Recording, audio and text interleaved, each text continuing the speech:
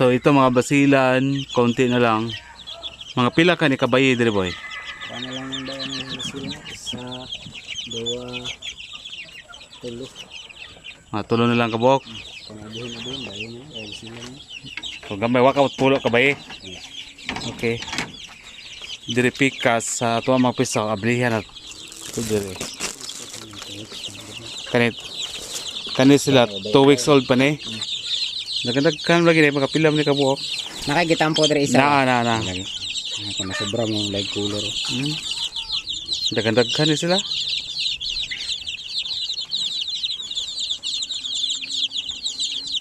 Ano raw lihon. Saris ko. Gitan ko.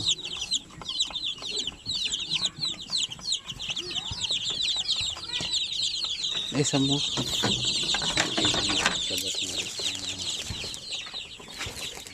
Dire pikas. Ito mga malapit na to 1 week daw. So ito yung mga sisiw natin. Mga pila to, mga 20 plus boy no.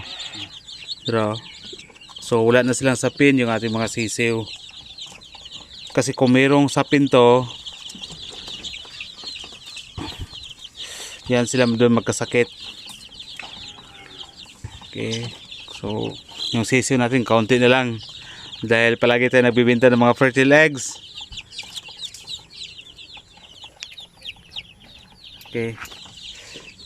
Sa kabila. Okay ra, abrihan ni boy? Dire, kumusta ka to mga bagong pugad to kahapon? Kusa ta magbalin sa hatsir boy? Pizza 4. Oh, pizza 4 pa.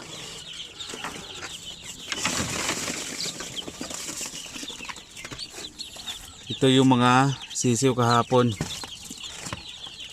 Ayan o. So simple lang po yung ating mga brother dating kulungan. Ginagawa nating brother para sa ating mga sisiw. Ayan. Pero tanan ako brag buhi magid sila. Nya ang gigamit nako nga kuan incandescent bulb 100 watts. So sa pagkakaroon stop sa kay ko sa pagbaligya og mga fertile eggs. So dili na kay daghan ang ato ang mga piso karon, gamay na lang. Una mali na magud puta pirmi. Then pirmi po ko gabaligya og mga fertile eggs. So dili kayo siya ingon nga kuan ba. Isa lugar nato na ilog ng lagya. Ayaw lang kay mabutong incubator tong dako matesting dito na to i-testing. Pila na kabok itlog dia karon boy? 42 na. Ito 300 plus to nga sitter to. So biskay kaya sila kusog minog tubig.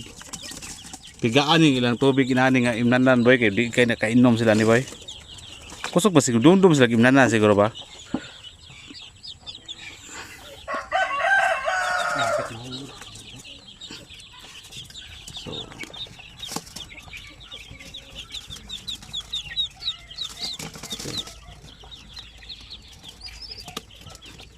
So mara na itong mga piso karon.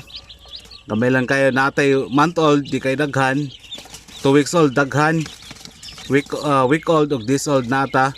So kung kinsa tong gusto nito mamalit og mga this old, week old, mga 2 weeks old basilan, pwede ra mo makapalit sa tuwa basta kana duo lang di lang lagyo nga biyahe kay basin mamatay pa lang ang mga piso pag deliver sa inyo ha.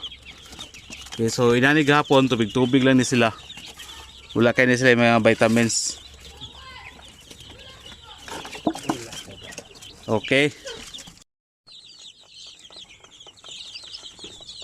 Kung sudan. Patanaw na taon sa giluto nimo. So ito mga ano ito, may iba dito basilan. Yung iba siya muasil. So mix na mga manok siyam to lahat.